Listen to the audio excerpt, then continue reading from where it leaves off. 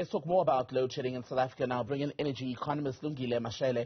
Lungile, very good evening to you. Good to have your time. So just hours after, barely a few hours in fact, after the electricity minister said the possibility of power cuts could not be ruled out, here we are, confirmation that stages 1 and 2 will now be implemented indefinitely. Are we rowing backwards? So good evening and thank you for having me. I certainly would not say that we're going backwards. I think it's important to acknowledge the changes that we've seen over the last couple of months, especially when it relates to the supply that we have been receiving. So, one doesn't want to be pessimistic, but it's much better than being on stage 3 and 4 or even stage 6. We are on stage 1 and 2 and we're alternating between the two.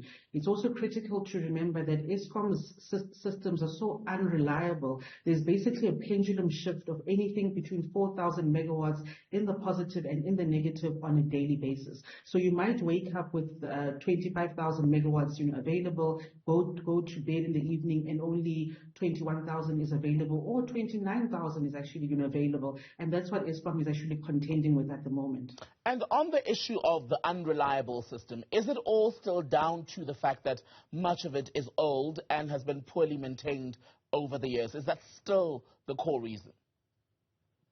So a little bit can be attributed to that. There is also some maintenance that Eskom's plants are undergoing. And as you're doing maintenance, there are some outage slips that you will experience, which is what's giving Eskom its biggest problem at the moment, is the outage slips. So the units are going off, and that's fine, and they're being maintained, but they're not being brought back online and on time.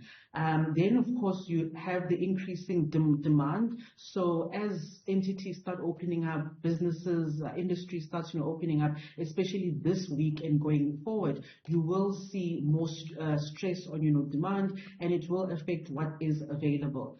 You then also have issues around the unplanned maintenance. These are the breakdowns that Eskom is experiencing, and of course these are going to sort of fluctuate also. So all of these factors and the weather, so there are many variables one has to consider around the stages of load shedding that we are going to be experiencing.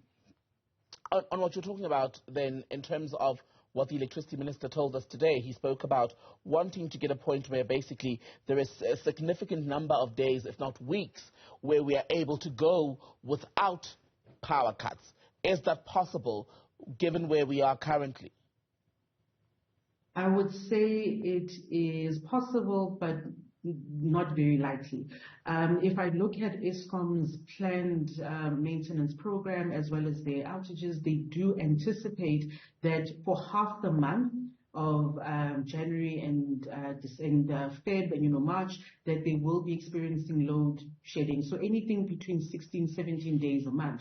However, one has to take into account that there are other variables. As I had mentioned, you've got the weather, you've got demand, and of course, as we start heading into more of your, not even winter months, but prior to winter, you've got industrial customers who will be scaling up their production and of course trying to take advantage of the fact that summer has cheaper tariffs. And so we're going to see a lot of demand, especially from about March, April, May. And of course this is going to affect us and the stages of load shedding that we'll likely experience as well. And the other factor you'd alluded to was around basically units that are taken offline for service but not coming back during the required or stipulated time frame. What is the reason for that, and can that be resolved?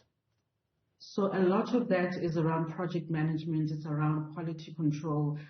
You've got issues with, contractors not being ready on the time, or even Eskom on their side perhaps not being ready on time. So, the broader issue is around project management. So it's about tightening up there, making sure that the parts and the skills that are required are actually available on the date, on the time that they are required. At times Eskom will break open like a unit only to discover that the damage is far worse than they had anticipated, and of course it will not come back online on time and as per budget. They now need to go source more parts and more people to come in and assist. So it's those issues also that play.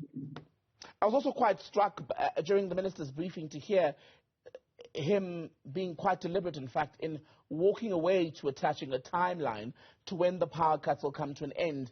Just before his appointment and at the beginning of his term, there was a lot of talk around deadlines of 18 to 24 months, whether that's when load shedding would come to an end altogether or whether that's when the power cuts would be reduced significantly.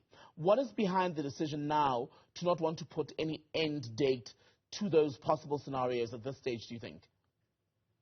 You know, it's unfortunate that people ventured out and mentioned all kinds of dates when it comes to load shedding. The truth of the matter is there are lots of variables at play, variables that are not in anybody's realm of operation, but also those that are within. And we're talking things around finances, around Eskom's balance sheet, around weather, supply and demand. And there's so many variables that come into play. The Eskom board have said that they are targeting an energy availability factor of 60% last year, end of the year. This was, end of March last year. And this March, they are targeting 65%. And March 2025, they're targeting 70%.